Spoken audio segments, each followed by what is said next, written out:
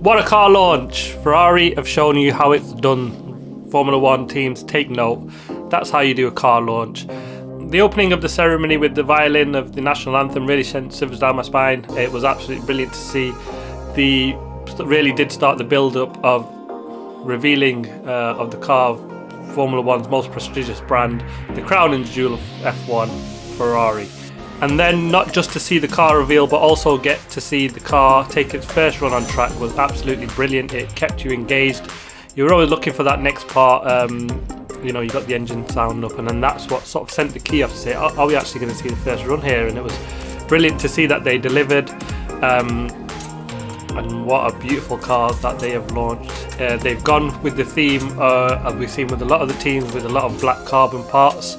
Personally, there's some parts of it that I don't like, namely, like I've seen, you know, the air vents that you see on the side engine cover.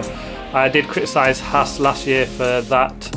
It just looked like an afterthought, and Ferrari strangely have just gone for that this year. I mean, I know they're all doing that to lose the paint weight and trying to keep the car as light as possible, but come on, that shouldn't be done. But all the other sort of fine carbon, I do really like the front carbon wings, even the rear carbon wing.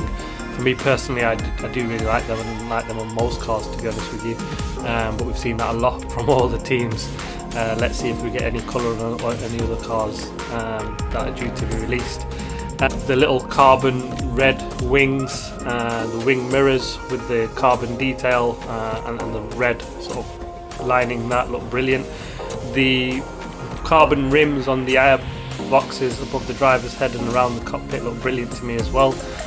So there was some beautifully done carbon parts within the Ferrari, so they've done that really quite well.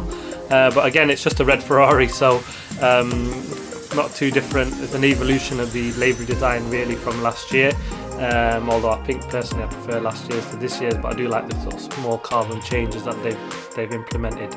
There was some unique parts to see on the Ferrari, namely the front wing. We remember the separators on the front wing, which were banned on the Mercedes last year.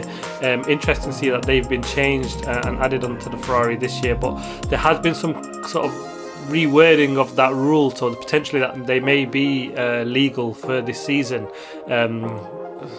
Let's see if they sort of carry on and start the season with that car, with them designs. The team have said that they've worked on the aerodynamics of the car. They've gone to increase the vertical downforce on it. So also they've redesigned the suspension layout as well, so they can have more flexibility on race weekends to adjust that. I think namely because of the sort of slightly higher ride height issues, they're trying to gain some aero back, and so they'll see a lot of suspension work and setup changes being key to being fast this season, I believe, just to gain that extra downforce that they lost with the ride height increasing for this season. And I'll leave you with the first run of the Ferrari SF-23 in the hands of Charles Leclerc. Absolutely magnificent. Enjoy it. Please like, subscribe and comment. I'll see you in the next video.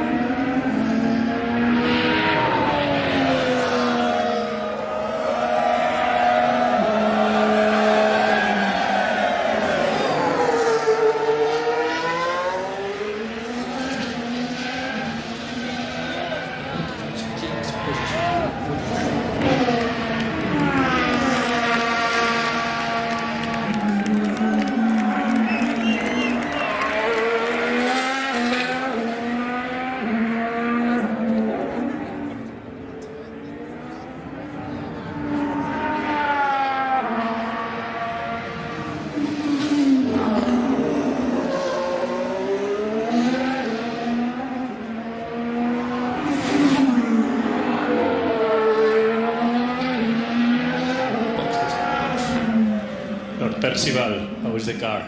You like it? Hello, mate. Can I do one more lap? No.